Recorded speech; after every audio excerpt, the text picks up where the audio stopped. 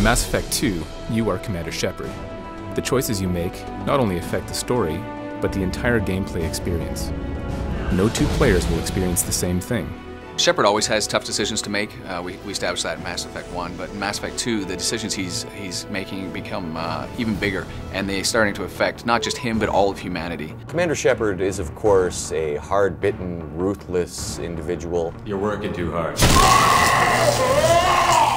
Or perhaps he's a kind-hearted, nice individual who helps people out when he can. It's the nature of this game that he can really be anything that the player wants him to be. You'll determine your character's gender, your appearance, your powers and skills, and even how humane or brutal you are.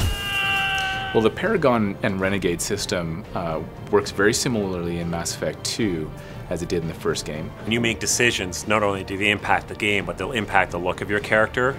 It's actually your Paragon Renegade status that affects whether you're able to charm or intimidate somebody. Time to spill a little merc blood. Glad to see you haven't changed. This game, we wanted to give you the ability to personalize your armor. You can choose color, tint, there's camouflage, there's striping, there's various material variants. You get the armor that performs the way you want it and looks the way you want it. The player will appear in all cutscenes exactly the way they want to appear. So all their armor will be there, all their exact guns.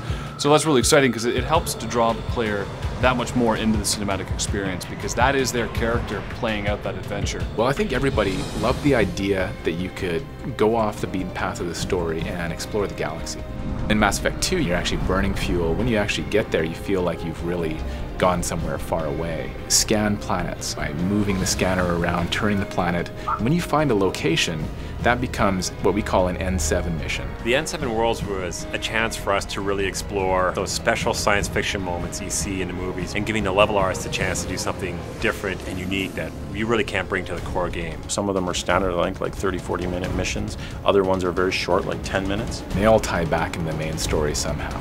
They relate to the Collectors, they may relate to the Reapers, ongoing stories with various mercenary groups, Cerberus. These things are all kind of woven through the expanded galaxy. They're optional. You don't have to go out and do these things. But because the idea of Mass Effect 2 is getting ready for a suicide mission, you want to make sure that you have all the upgrades that you need. Just because we can follow the Collectors doesn't mean we can take them out.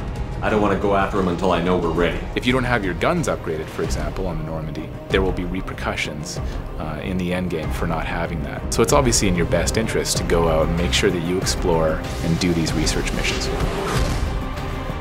Mass Effect 2 is your story. How will you play? The more people we have on our side, the better our chances of success. Shepard! We need to keep building up the team. It's your call, Commander. Whatever you decide, we're with you.